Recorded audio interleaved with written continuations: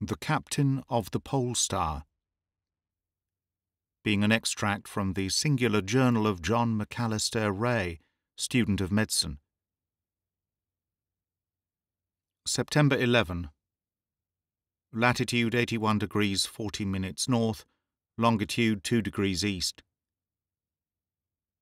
Still lying to amid enormous ice fields. The one which stretches away to the north of us, and to which our ice anchor is attached, cannot be smaller than an English county. To the right and left, unbroken sheets extend to the horizon. This morning the mate reported that there were signs of pack ice to the southward.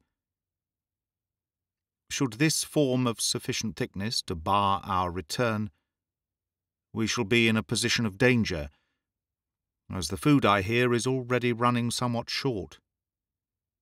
It is late in the season, and the nights are beginning to reappear. This morning I saw a star twinkling just over the foreyard, the first since the beginning of May.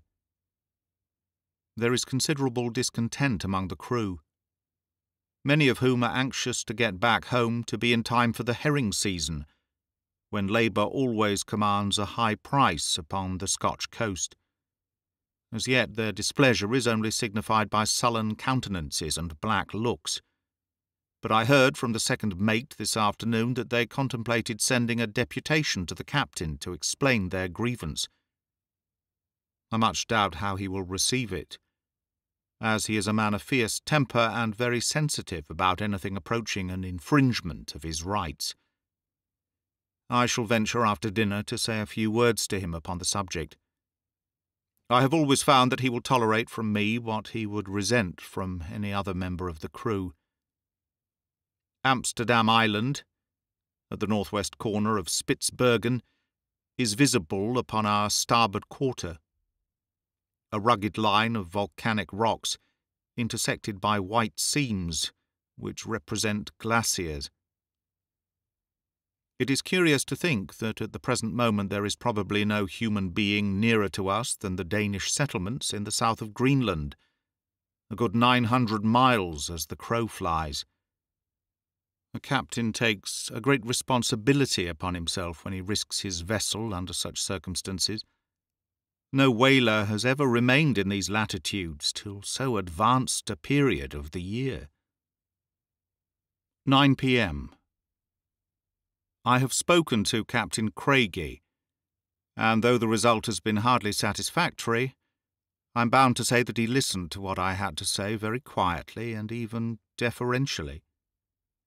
When I had finished, he put on that air of iron determination which I have frequently observed upon his face, and paced rapidly backwards and forwards across the narrow cabin for some minutes.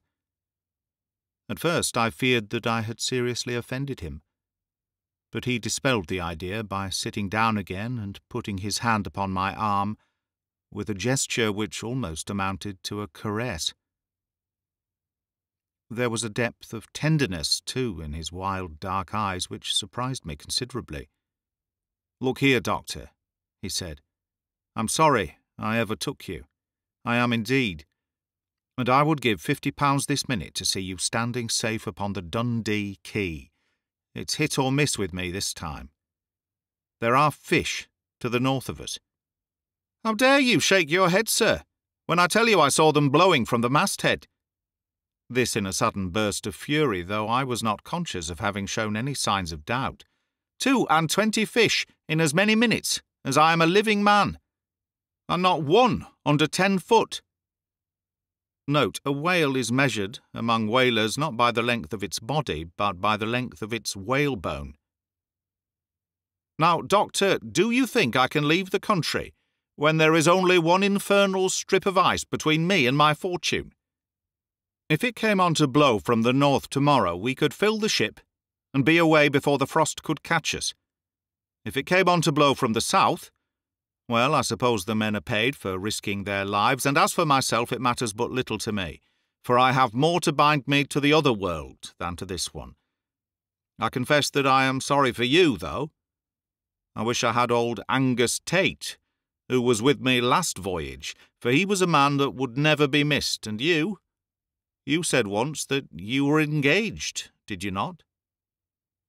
"Yes," I answered, snapping the spring of the locket which hung from my watch-chain, and holding up the little vignette of Flora. "Curse you!" he yelled, springing out of his seat, with his very beard bristling with passion. "What is your happiness to me? What have I to do with her, that you must dangle her photograph before my eyes?" I almost thought that he was about to strike me in the frenzy of his rage. But with another imprecation he dashed open the door of the cabin and rushed out upon deck, leaving me considerably astonished at his extraordinary violence. It is the first time that he has ever shown me anything but courtesy and kindness. I can hear him pacing excitedly up and down overhead as I write these lines. I should like to give a sketch of the character of this man, but it seems presumptuous to attempt such a thing upon paper, when the idea in my own mind is at best a vague and uncertain one. Several times I have thought that I grasped the clue which might explain it, only to be disappointed by his presenting himself in some new light which would upset all my conclusions. It may be that no human eye but my own shall ever rest upon these lines. Yet, as a psychological study, I shall attempt to leave some record of Captain Nicholas Craigie. A man's outer case generally gives some indication of the soul within. The captain is tall and well-formed, with dark, handsome face and a curious way of twitching his limbs which may arise from nervousness, or be simply an outcome of his excessive energy. His jaw and the whole cast of countenance is manly and resolute, but the eyes are the distinctive feature of his face. They are of the very darkest hazel, bright and eager, with a singular mixture of recklessness in their expression and of something else which I have sometimes thought was more allied with horror than any other emotion. Generally the former predominated, but on occasions, and more particularly when he was thoughtfully inclined, the look of fear would spread and deepen until it imparted a new character to his whole countenance. It is at these times that he is most subject to tempestuous fits of anger, and he seems to be aware of it, for I have known him lock himself up so that no one might approach him until his dark hour was past. He sleeps badly, and I have heard him shouting during the night. But his cabin is some little distance from mine, and I could never distinguish the words which he said. This is one phase of his character, and the most disagreeable one. It is only through my close association with him, thrown together as we are day after day, that I have observed it. Otherwise he is an agreeable companion, well-read and entertaining, and as gallant a seaman as ever trod a deck. I shall not easily forget the way in which he handled the ship when we were caught by a gale among the loose ice at the beginning of April. I have never seen him so cheerful, and even hilarious as he was that night, as he paced backwards and forwards upon the bridge, amid the flashing of the lightning and the howling of the wind. He has told me several times that the thought of death was a pleasant one to him, which is a sad thing for a young man to say. He cannot be much more than 30, though his hair and moustache are already slightly grizzled. Some great sorrow must have overtaken him and blighted his whole life. Perhaps I should be the same if I lost my Flora. God knows. I think if it were not for her, I should care very little whether the wind blew from the north or the south tomorrow. There, I hear him come down the companion, and he has locked himself up in his room, which shows that he is still in an unamiable mood. And so to bed, as old Pepys would say, for the candle is burning down. We have to use them now, since the nights are closing in, and the steward has turned in, so there are no hopes of another one. September 12. calm, clear day. And still lying in the same position. What wind there is comes from the southeast, but it is very slight. Captain is in a better humour, and apologised to me at breakfast for his rudeness. He still looks somewhat distrait, however, and retains that wild look in his eyes which in a Highlander would mean that he was fey. At least so our chief engineer remarked to me, and he has some reputation among the Celtic portion of our crew as a seer and expounder of omens. It is strange that superstition should have obtained such mastery over this hard-headed and practical race. I could not have believed to what an extent it is carried had I not observed it for myself. We have had a perfect epidemic of it this voyage, until I have felt inclined to serve out rations of sedatives and nerve tonics with the Saturday allowance of grog. The first symptom of it was that shortly after leaving Shetland the men at the wheel used to complain that they heard plaintive cries and screams in the wake of the ship, as if something were following it, and were unable to overtake it. This fiction has been kept up during the whole voyage, and on dark nights at the beginning of the seal fishing, it was only with great difficulty that men could be induced to do their spell. No doubt what they heard was either the creaking of the rudder chains or the cry of some passing seabird. I have been fetched out of bed several times to listen to it, but I need hardly say that I was never able to distinguish anything unnatural. The men, however, are so absurdly positive upon the subject that it is hopeless to argue with them. I mentioned the matter to the captain once, but to my surprise he took it very gravely, and indeed appeared to be considerably disturbed by what I told him. I should have thought that he, at least, would have been above such vulgar delusions. All this disquisition upon superstition leads me up to the fact that Mr. Manson, our second mate, saw a ghost last night, or at least says that he did, which of course is the same thing. It is quite refreshing to have some new topic of conversation after the eternal routine of bears and whales, which has served us for so many months. Manson swears the ship is haunted, and that he would not stay in her a day if he had any other place to go. Indeed, the fellow is honestly frightened, and I had to give him some chloral and bromide of potassium this morning to steady him down. He seemed quite indignant when I suggested that he had been having an extra glass the night before.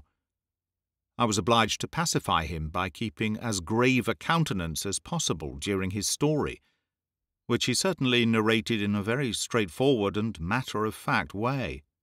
"I was on the bridge," he said, "about 4 bells in the middle watch, just when the night was at its darkest. There was a bit of a moon, but the clouds were blowing across it so that you couldn't see far from the ship. John MacLeod, the harpooner, came aft from the forecastle head and reported a strange noise on the starboard bow. I went forward, and we both heard it, sometimes like a bairn crying and sometimes like a wench in pain. I've been 17 years to the country, and I never heard seal, old or young, make a sound like that. As we were standing there on the forecastle head, the moon came out from behind a cloud, and we both saw a sort of white figure moving across the ice field, in the same direction that we had heard the cries. We lost sight of it for a while, but it came back on the port bow, and we could just make it out like a shadow on the ice. I sent a hand aft for the rifles, and MacLeod and I went down onto the pack, thinking that maybe it might be a bear. When we got on the ice, I lost sight of MacLeod, but I pushed on in the direction where I could still hear the cries. I followed them for a mile or maybe more, and then, running round a hummock, I came right on to the top of it, standing and waiting for me, seemingly. I don't know what it was. It wasn't a bear, anyway. It was tall and white and straight. And if it wasn't a man nor a woman, I'll stake my davy it was something worse. I made for the ship as hard as I could run, and precious glad I was to find myself aboard. I signed articles to do my duty by the ship, and on the ship I'll stay. But you don't catch me on the ice again after sundown. That is his story, given as far as I can in his own words. I fancy what he saw must, in spite of his denial, have been a young bear erect upon its hind legs, an attitude which they often assume when alarmed. In the uncertain light, this would bear a resemblance to a human figure, especially to a man whose nerves were already somewhat shaken. Whatever it may have been, the occurrence is unfortunate, for it has produced a most unpleasant effect upon the crew. Their looks are more sullen than before, and their discontent more open. The double grievance of being debarred from the herring fishing and of being detained in what they choose to call a haunted vessel may lead them to do something rash. Even the harpooners, who are the oldest and steadiest among them, are joining in the general agitation. Apart from this absurd outbreak of superstition, things are looking rather more cheerful. The pack, which was forming to the south of us, has partly cleared away, and the water is so warm as to lead me to believe that we are lying in one of those branches of the Gulf Stream, which run up between Greenland and Spitzbergen. There are numerous small medusae and sea lemons about the ship, with abundance of shrimps, so that there is every possibility of fish being sighted. Indeed, one was seen blowing about dinner time, but in such a position that it was impossible for the boats to follow it. September 13. Had an interesting conversation with the chief mate, Mr. Milne, upon the bridge. It seems that our captain is as great an enigma to the seamen, and even to the owners of the vessel, as he has been to me. Mr. Milne tells me that when the ship is paid off, upon returning from a voyage, Captain Craigie disappears, and is not seen again until the approach of another season, when he walks quietly into the office of the company and asks whether his services will be required. He has no friend in Dundee, nor does anyone pretend to be acquainted with his early history. His position depends entirely upon his skill as a seaman, and the name for courage and coolness which he had earned in the capacity of mate, before being entrusted with a separate command. The unanimous opinion seems to be that he is not a Scotchman, and that his name is an assumed one. Mr. Milne thinks that he has devoted himself to whaling simply for the reason that it is the most dangerous occupation which he could select, and that he courts death in every possible manner. He mentioned several instances of this, one of which is rather curious, if true. It seems that on one occasion he did not put in an appearance at the office, and a substitute had to be selected in his place. That was at the time of the last Russian and Turkish war.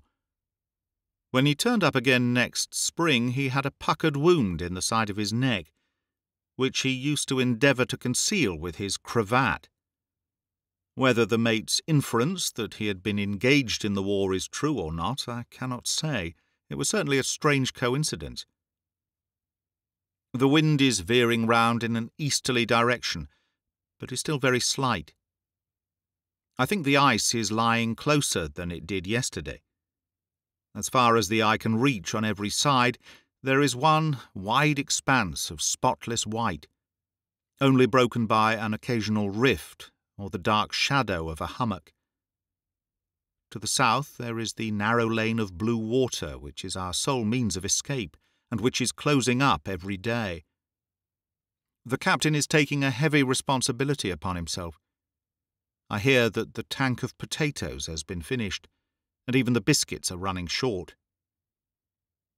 But he preserves the same impassible countenance, and spends the greater part of the day at the crow's nest, sweeping the horizon with his glass. His manner is very variable, and he seems to avoid my society, but there has been no repetition of the violence which he showed the other night. 7:30 p.m. My deliberate opinion is that we are commanded by a madman. Nothing else can account for the extraordinary vagaries of Captain Craigie. It is fortunate that I have kept this journal of our voyage, as it will serve to justify us in case we have to put him under any sort of restraint, a step which I should only consent to as a last resource. Curiously enough, it was he himself who suggested lunacy and not mere eccentricity as the secret of his strange conduct. He was standing upon the bridge about an hour ago, peering as usual through his glass, while I was walking up and down the quarter-deck.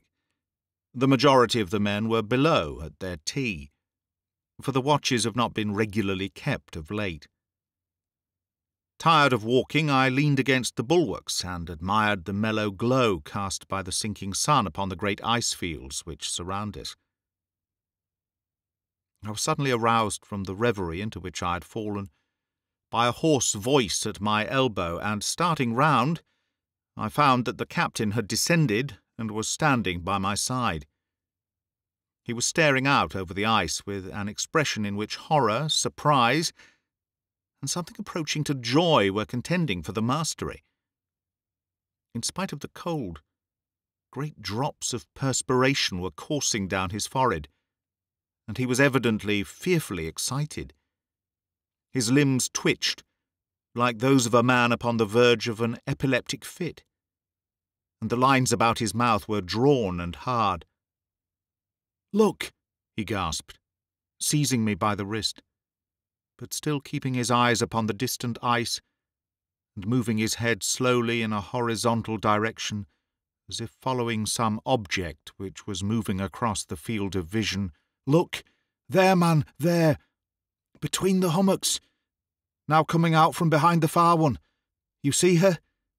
You must see her, there still, flying from me, by God, flying from me. And gone." He uttered the last two words in a whisper of concentrated agony which shall never fade from my remembrance. Clinging to the ratlines, he endeavoured to climb up upon the top of the bulwarks, as if in the hope of obtaining a last glance at the departing object. His strength was not equal to the attempt, however, and he staggered back against the saloon skylights, where he leaned panting and exhausted. His face was so livid that I expected him to become unconscious.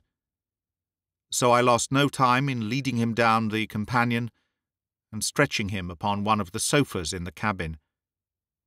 I then poured him out some brandy, which I held to his lips, and which had a wonderful effect upon him, bringing the blood back into his white face and steadying his poor shaking limbs. He raised himself up upon his elbow, and looking round to see that we were alone, he beckoned to me to come and sit beside him. "You saw it, didn't you?" he asked, still in the same subdued, awesome tone so foreign to the nature of the man. "No, I saw nothing." His head sank back again upon the cushions. "No, he wouldn't without the glass," he murmured. "He couldn't. It was the glass that showed her to me. And then the eyes of love. The eyes of love. I say, Doc, don't let the steward in. He'll think I'm mad. Just bolt the door, will you?" I rose and did what he had commanded. He lay quiet for a while, lost in thought apparently, and then raised himself up upon his elbow again and asked for some more brandy. "You don't think I am, do you, Doc?" he asked, as I was putting the bottle back into the after locker. "Tell me now, as man to man, do you think that I am mad?" "I think you have something on your mind," I answered, "which is exciting you and doing you a good deal of harm." "Right there, lad," he cried, his eyes sparkling from the effects of the brandy. "Plenty on my mind, plenty. But I can work out the latitude and the longitude, and I can handle my sextant and manage my logarithms. You couldn't prove me mad in a court of law, could you now?" It was curious to hear the man, lying back and coolly arguing out the question of his own sanity. "Perhaps not," I said. "But still I think you would be wise to get home as soon as you can, and settle down to a quiet life for a while." "Get home, eh?" he muttered, with a sneer upon his face. "One word for me, and two for yourself, lad. Settle down with Flora. Pretty little Flora." "A bad dream's signs of madness." "Sometimes," I answered. "What else? What would be the first symptoms? Pains in the head, noises in the ears, flashes before the eyes, delusions." "Ah, what about them?" he interrupted. "What would you call a delusion?" "Seeing a thing which is not there is a delusion." "But she was there," he groaned to himself. "She was there." And rising, he unbolted the door and walked with slow and uncertain steps to his own cabin, where I have no doubt that he will remain until tomorrow morning. His system seems to have received a terrible shock, whatever it may have been that he imagined himself to have seen. The man becomes a greater mystery every day, though I fear that the solution which he has himself suggested is the correct one, and that his reason is affected. I do not think that a guilty conscience has anything to do with his behaviour. The idea is a popular one among the officers and, I believe, the crew, but I've seen nothing to support it. He has not the air of a guilty man, but of one who has had terrible usage at the hands of fortune, and who should be regarded as a martyr rather than a criminal. The wind is veering round to the south tonight. God help us if it blocks that narrow pass, which is our only road to safety. Situated as we are on the edge of the main Arctic pack, or the barrier, as it is called by the whalers, any wind from the north has the effect of shredding out the ice around us and allowing our escape, while a wind from the south blows up all the loose ice behind us and hems us in between two packs. God help us, I say again. September 14. Sunday, and a day of rest. My fears have been confirmed, and the thin strip of blue water has disappeared from the southward. Nothing but the great motionless ice fields around us, with their weird hummocks and fantastic pinnacles. There is a deathly silence over their wide expanse which is horrible. No lapping of the waves now, no cries of seagulls or straining of sails, but one deep universal silence in which the murmurs of the seamen and the crack of their boots upon the white shining deck seem discordant and out of place. Our only visitor was an Arctic fox, a rare animal upon the pack, though common enough upon the land. He did not come near the ship, however, but, after surveying us from a distance, fled rapidly across the ice. This was curious conduct, as they generally know nothing of man, and being of an inquisitive nature become so familiar that they are easily captured. Incredible as it may seem, even this little incident produced a bad effect upon the crew.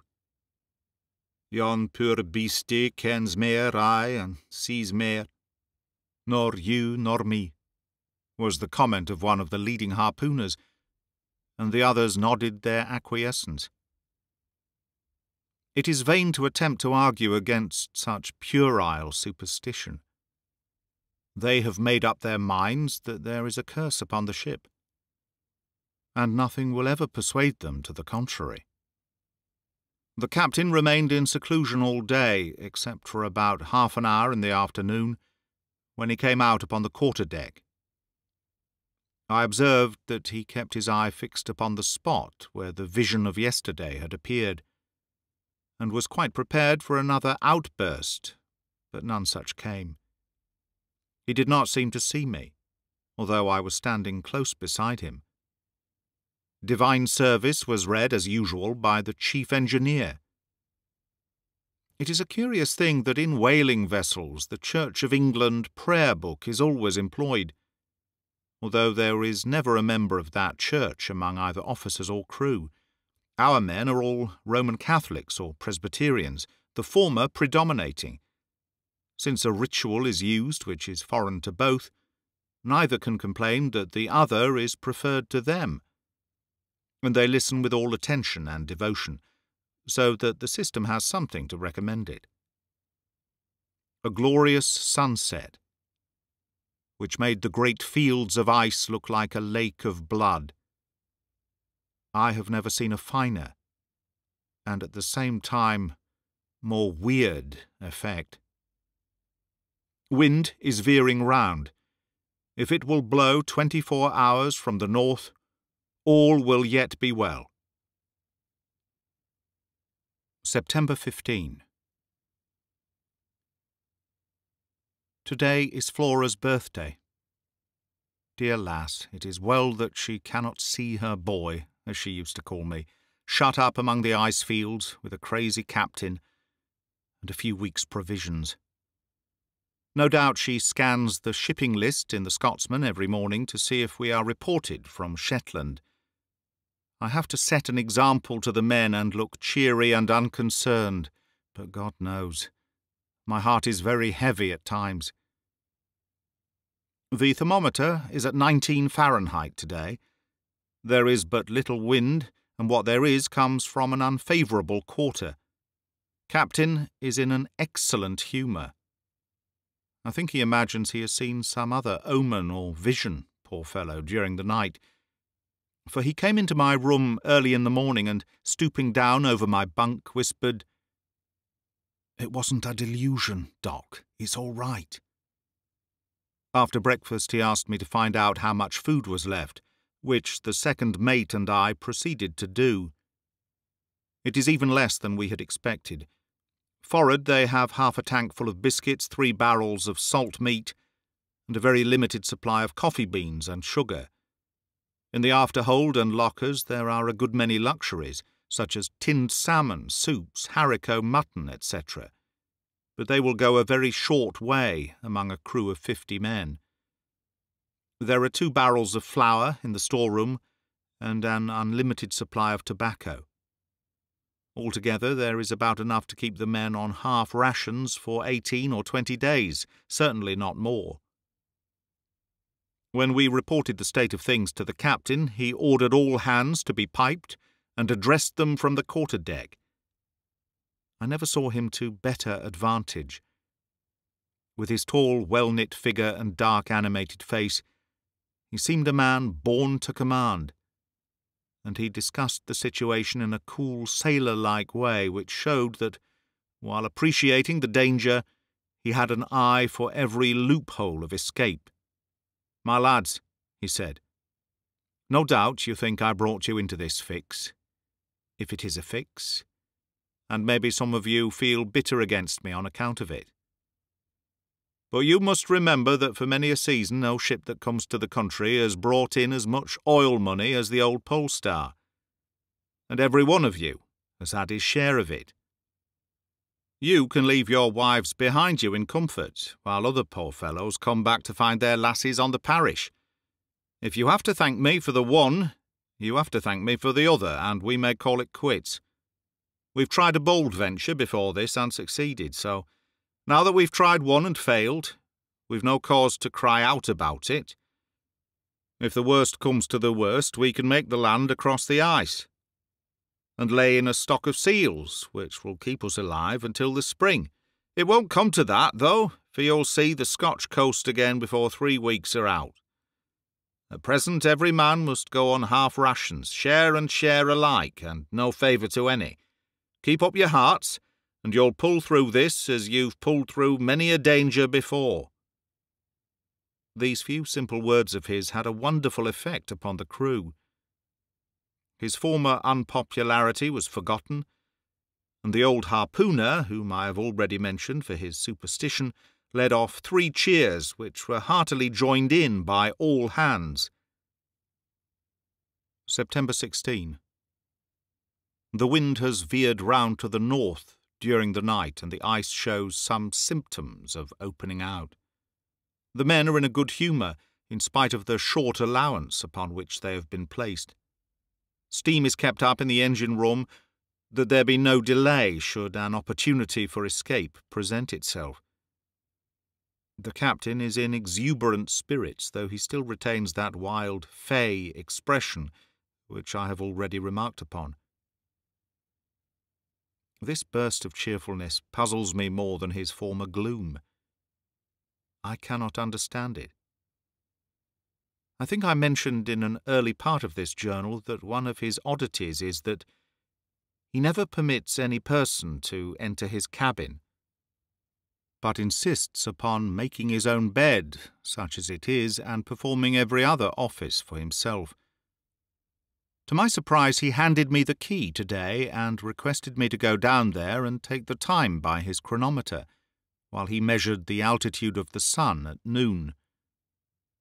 It is a bare little room, containing a washing stand and a few books, but little else in the way of luxury, except some pictures upon the walls. The majority of these are small cheap oleographs, but there was one watercolour sketch of the head of a young lady which arrested my attention. It was evidently a portrait, and not one of those fancy types of female beauty which sailors particularly affect. No artist could have evolved from his own mind such a curious mixture of character and weakness. The languid, dreamy eyes with their drooping lashes and the broad, low brow, unruffled by thought or care, were in strong contrast with the clean-cut, prominent jaw and the resolute set of the lower lip. Underneath it, in one of the corners, was written M.B., Aetatis 19. That anyone in the short space of 19 years of existence could develop such strength of will as was stamped upon her face seemed to me, at the time, to be well nigh incredible. She must have been an extraordinary woman. Her features have thrown such a glamour over me that, though I had but a fleeting glance at them, I could, were I a draftsman, reproduce them line for line upon this page of the journal. I wonder what part she has played in our captain's life.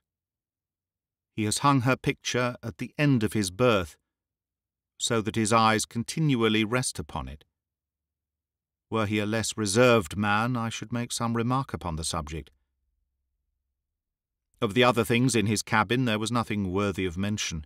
Uniform coats, a camp stool, small looking-glass, tobacco box, and numerous pipes, including an oriental hookah, which, by the by, gives some colour to Mr. Milne's story about his participation in the war, though the connection may seem rather a distant one. 11:20 p.m.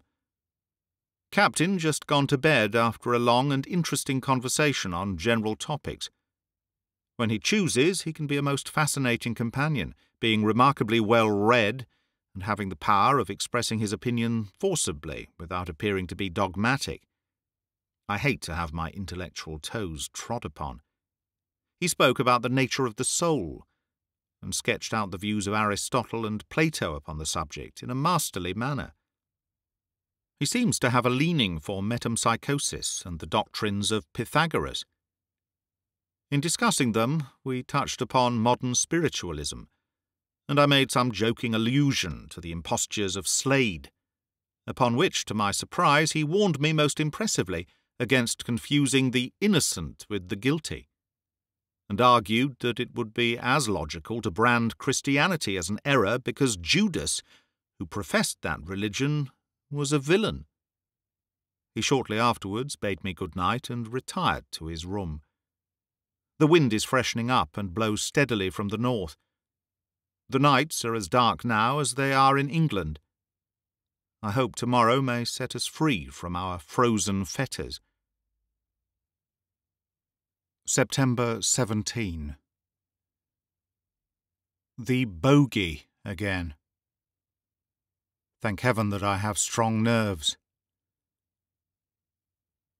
The superstition of these poor fellows and the circumstantial accounts which they give, with the utmost earnestness and self-conviction, would horrify any man not accustomed to their ways. There are many versions of the matter, but the sum total of them all is that something uncanny has been flitting round the ship all night, and that Sandy MacDonald of Peterhead and Lang Peter Williamson of Shetland saw it, as also did Mr. Milne on the bridge. So, having 3 witnesses, they can make a better case of it than the second mate did. I spoke to Milne after breakfast, and told him that he should be above such nonsense, and that, as an officer, he ought to set the men a better example. He shook his weather-beaten head ominously, but answered with characteristic caution, "Maybe aye, maybe not, Doctor," he said. "I didna ca' to gaist. I canna say I preen my faith in sea-bogles and the like, though there's mony as claims to ha' seen a' that and war. I'm no easy feared. But maybe your ain blood would run a bit cold, man, if instead o' speerin' aboot in the daylicht ye were wi' me last night, and seed an awful like sheep, white and gruesome, whiles here, whiles there, and it greetin' and cawin' in the darkness, like a bit lammy that ye lost its mither. Ye wouldna be sae ready to put it adoon to old wives' clavers then, I'm thinking." I saw it was hopeless to reason with him, so contented myself with begging him as a personal favour to call me up the next time the spectre appeared, a request to which he acceded with many ejaculations expressive of his hopes that such an opportunity might never arise. As I had hoped, the white desert behind us has become broken by many thin streaks of water which intersect it in all directions.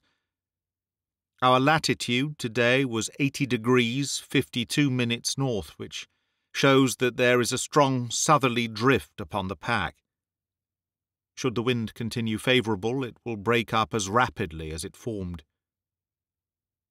At present we can do nothing but smoke and wait and hope for the best. I am rapidly becoming a fatalist. When dealing with such uncertain factors as wind and ice, a man can be nothing else.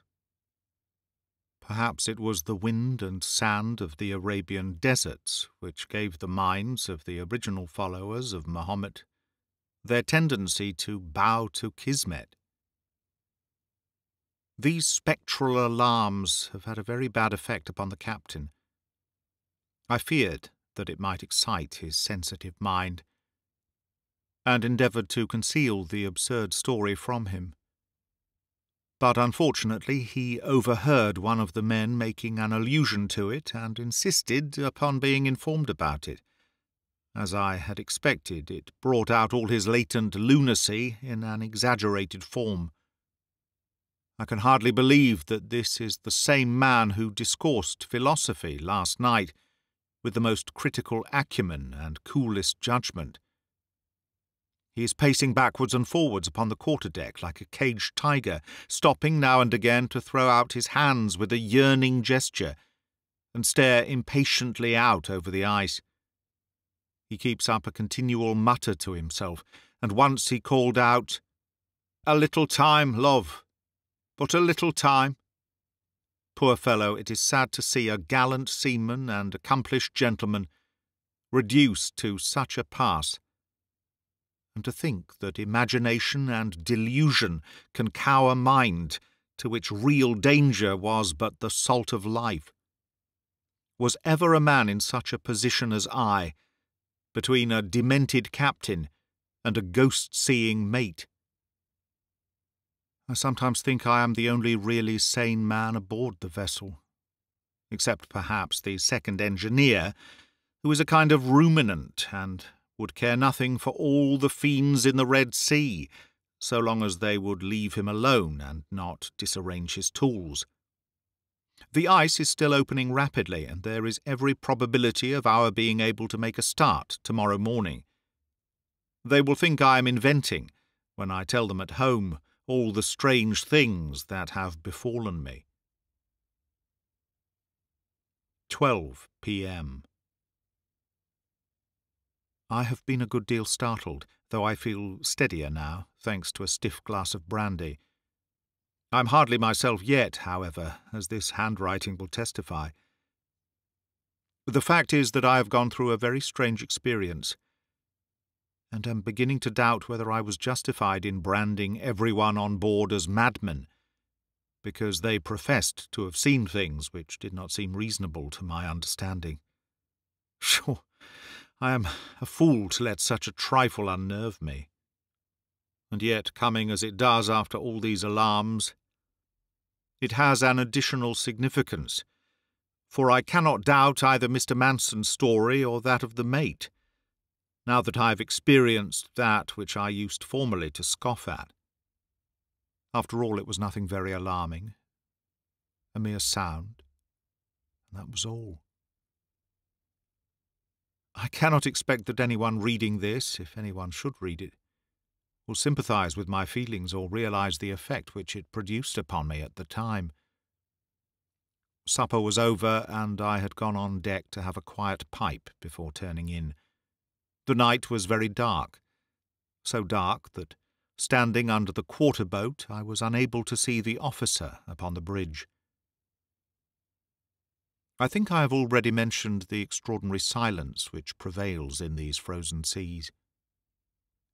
In other parts of the world, be they ever so barren, there is some slight vibration of the air, some faint hum, be it from the distant haunts of men, or from the leaves of the trees, or the wings of the birds, or even the faint rustle of the grass that covers the ground. One may not actively perceive the sound, and yet if it were withdrawn, it would be missed. It is only here, in these Arctic seas, that stark, unfathomable stillness obtrudes itself upon you all in its gruesome reality. You find your tympanum straining to catch some little murmur, and dwelling eagerly upon every accidental sound within the vessel. In this state I was leaning against the bulwarks when there arose from the ice, almost directly underneath me, a cry, sharp and thrill, upon the silent air of the night, beginning, as it seemed to me, at a note such as prima donna never reached, and mounting from that ever higher and higher, until it culminated in a long wail of agony which might have been the last cry of a lost soul. The ghastly scream is still ringing in my ears.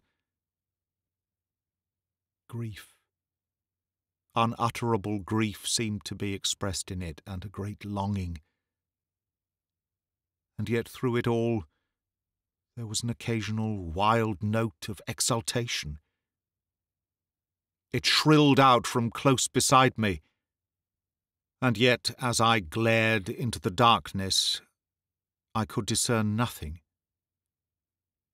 I waited some little time, but without hearing any repetition of the sound, so I came below, more shaken than I have ever been in my life before. As I came down the companion, I met Mr. Milne coming up to relieve the watch. "Weel, doctor," he said, "maybe that's old wives' clavers tay. Did you no hear it skirling? Maybe that's a superstition. What d'ye think o't noo?" I was obliged to apologise to the honest fellow, and acknowledge that I was as puzzled by it as he was. Perhaps tomorrow things may look different. At present I hardly dare write all that I think. Reading it again in days to come, when I have shaken off all these associations, I should despise myself for having been so weak. September 18. passed a restless and uneasy night, still haunted by that strange sound.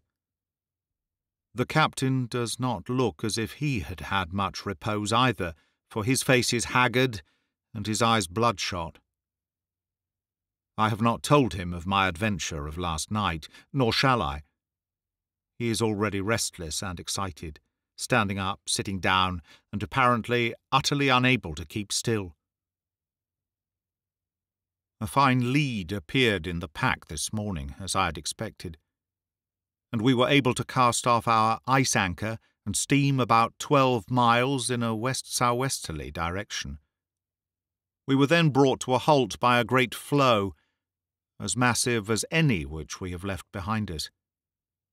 It bars our progress completely, so we can do nothing but anchor again and wait until it breaks up, which it will probably do within 24 hours, if the wind holds. Several bladder-nosed seals were seen swimming in the water, and one was shot, an immense creature more than 11 feet long. They are fierce, pugnacious animals, and are said to be more than a match for a bear. Fortunately, they are slow and clumsy in their movements, so there is little danger in attacking them upon the ice. The captain evidently does not think we have seen the last of our troubles, though why he should take a gloomy view of the situation is more than I can fathom, since everyone else on board considers that we have had a miraculous escape, and are sure now to reach the open sea. "I suppose you think it's all right now, Doctor," he said, as we sat together after dinner. "I hope so," I answered. "We mustn't be too sure. And yet, no doubt, you are right. We'll all be in the arms of our own true loves before long, lad, won't we? But we mustn't be too sure. We mustn't be too sure." He sat silent a little, swinging his leg thoughtfully backwards and forwards. "Look here," he continued. "It's a dangerous place, this.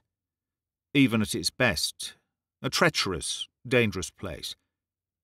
I have known men cut off very suddenly in a land like this.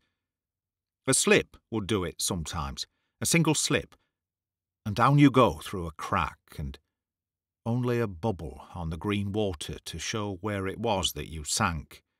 It's a queer thing," he continued with a nervous laugh, "but all the years I've been in this country, I never once thought of making a will.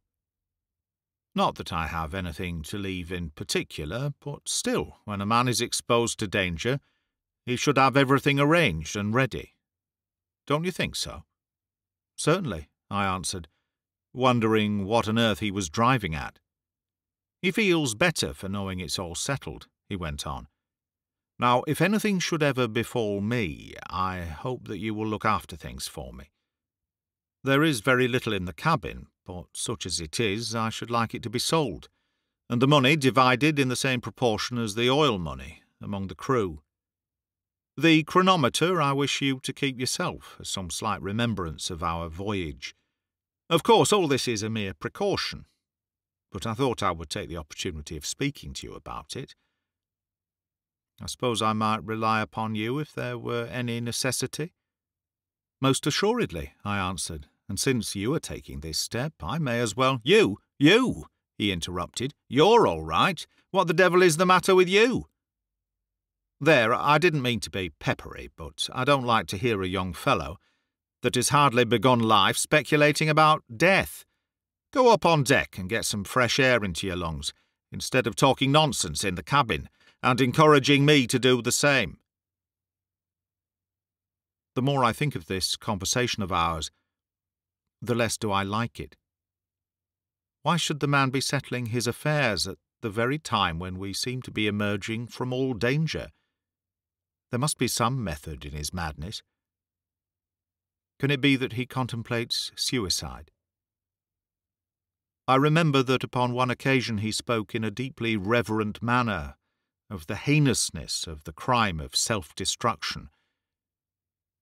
I shall keep my eye upon him, however, and though I cannot obtrude upon the privacy of his cabin, I shall at least make a point of remaining on deck as long as he stays up. Mr. Milne pooh-poohs my fears and says it's only the skipper's little way. He himself takes a very rosy view of the situation. According to him, we shall be out of the ice by the day after tomorrow, pass Jan Mayen 2 days after that, and sight Shetland in little more than a week. I hope he may not be too sanguine. His opinion may be fairly balanced against the gloomy precautions of the captain, for he is an old and experienced seaman, and weighs his words well before uttering them. The long impending catastrophe has come at last. I hardly know what to write about it. The captain is gone. He may come back to us again, alive, but I fear me. I fear me. It is now 7 o'clock of the morning of the 19th of September. I have spent the whole night traversing the great ice floe in front of us, with a party of seamen, in the hope of coming upon some trace of him, but in vain. I shall try to give some account of the circumstances which attended upon his disappearance. Should anyone ever chance to read the words which I put down, I trust they will remember that I do not write from conjecture or from hearsay, but that I, a sane and educated man, am describing accurately what actually occurred before my very eyes. My inferences are my own, but I shall be answerable for the facts. The captain remained in excellent spirits after the conversation which I have recorded. He appeared to be nervous and impatient, however, frequently changing his position and moving his limbs in an aimless, choreic way, which is characteristic of him at times. In a quarter of an hour he went upon deck 7 times, only to descend after a few hurried paces. I followed him each time, for there was something about his face which confirmed my resolution of not letting him out of my sight. He seemed to observe the effect which his movements had produced, for he endeavoured, by an overdone hilarity, laughing boisterously at the very smallest of jokes, to quiet my apprehensions. After supper he went on to the poop once more, and I with him. The night was dark and very still, save for the melancholy soughing of the wind among the spars. A thick cloud was coming up from the north-west, and the ragged tentacles which it threw out in front of it were drifting across the face of the moon, which only shone now and again through a rift in the wrack.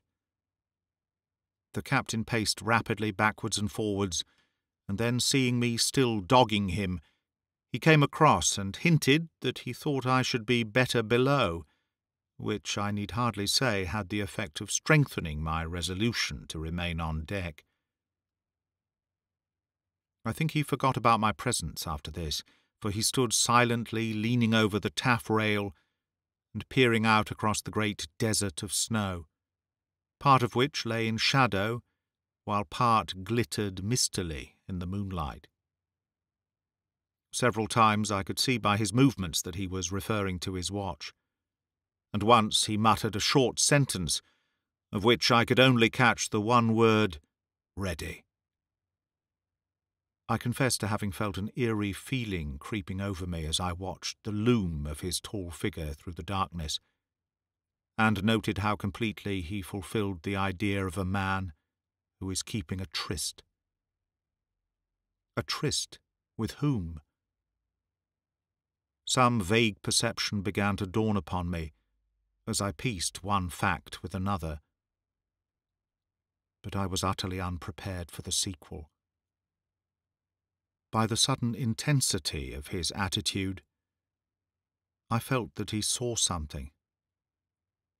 I crept up behind him.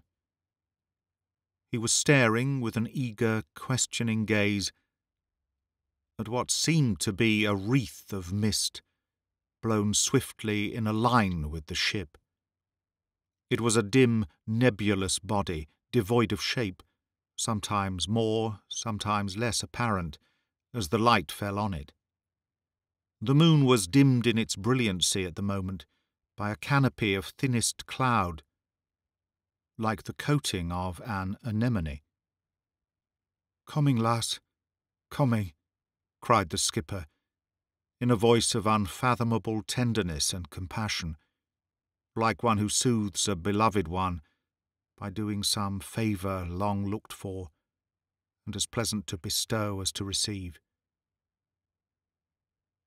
What followed happened in an instant. I had no power to interfere. He gave one spring to the top of the bulwarks and another, which took him onto the ice, almost to the feet of the pale, misty figure.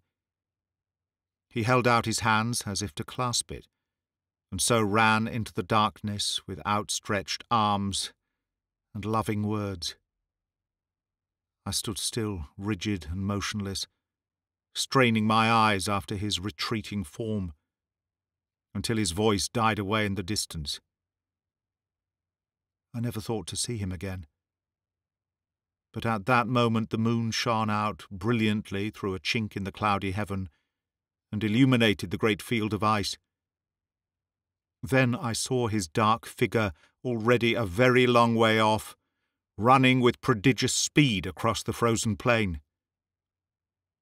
That was the last glimpse which we caught of him. Perhaps the last we ever shall. A party was organised to follow him, and I accompanied them, but the men's hearts were not in the work, and nothing was found. Another will be formed within a few hours. I can hardly believe I have not been dreaming or suffering from some hideous nightmare as I write these things down. 7:30 p.m. Just returned dead beat and utterly tired out from a second unsuccessful search for the captain. The floe is of enormous extent, for though we have traversed at least 20 miles of its surface, there has been no sign of its coming to an end.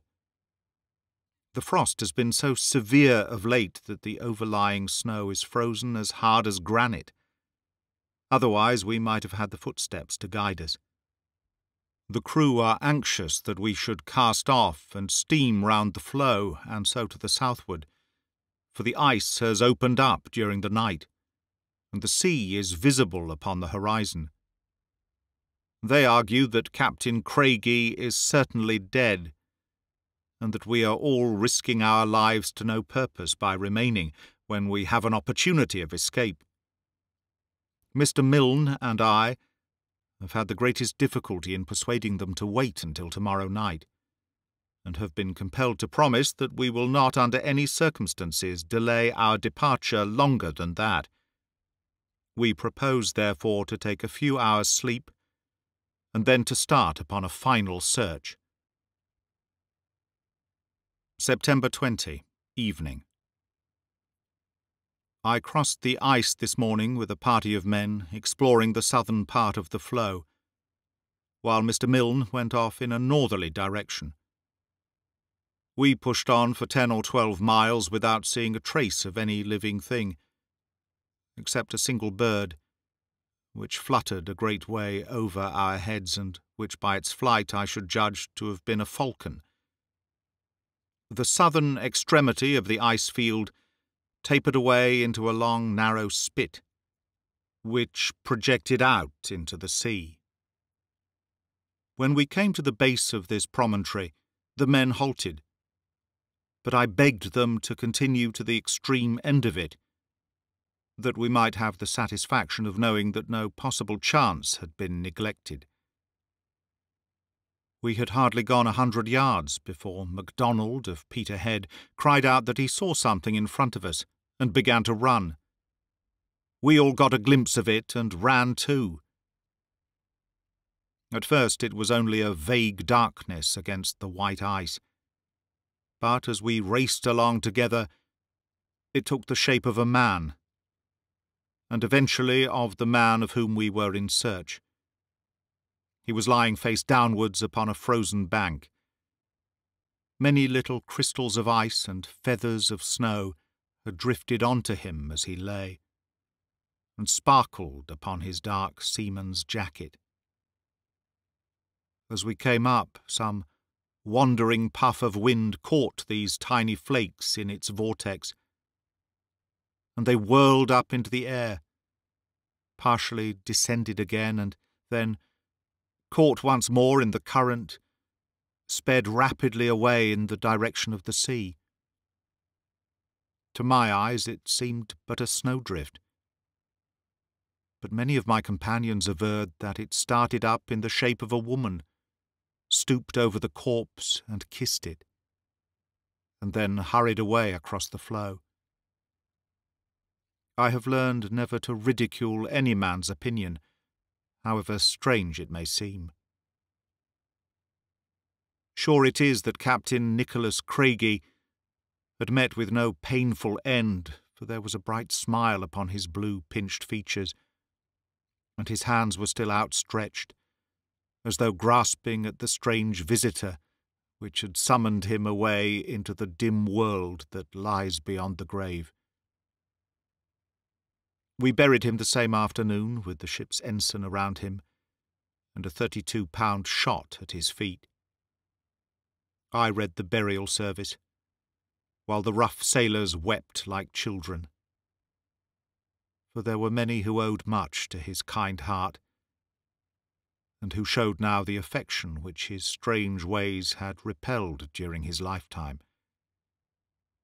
He went off the grating with a dull, sullen splash, and as I looked into the green water I saw him go down, down, down, until he was but a little flickering patch of white, hanging upon the outskirts of eternal darkness. Then even that faded away, and he was gone. There he shall lie with his secret and his sorrows and his mystery, all still buried in his breast, until that great day when the sea shall give up its dead, and Nicholas Craigie come out from among the ice, with the smile upon his face and his stiffened arms outstretched in greeting.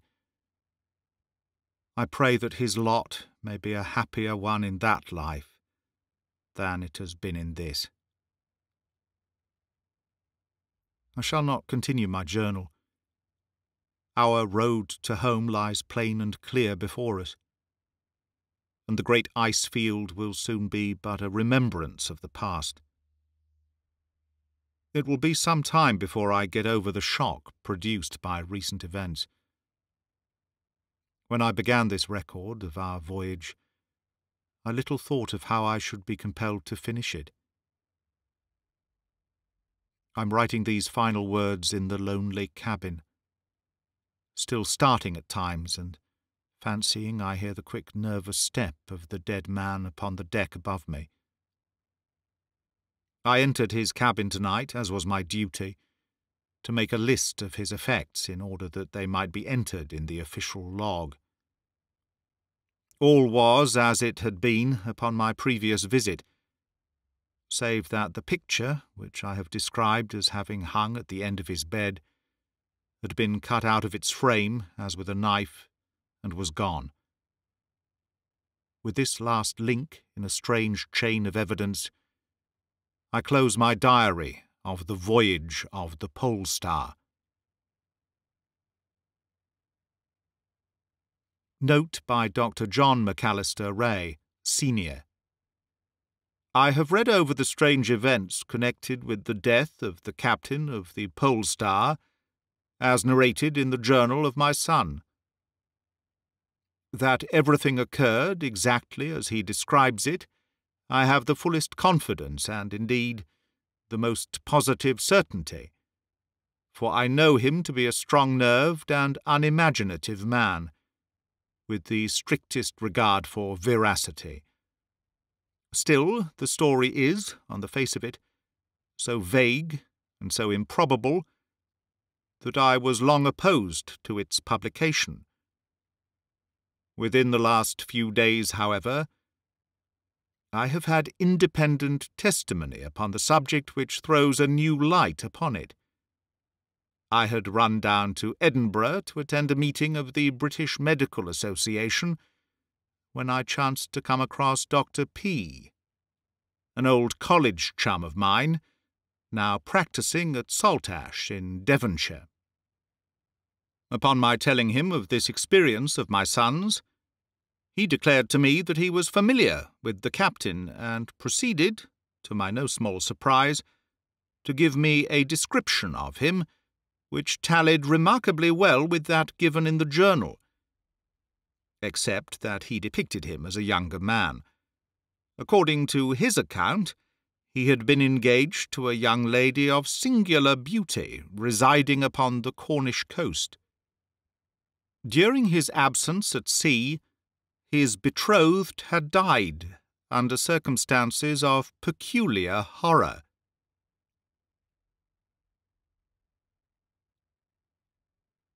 That is the end of The Captain of the Polestar by Sir Arthur Conan Doyle. Read by Greg Wagland for Magpie Audio. 2018.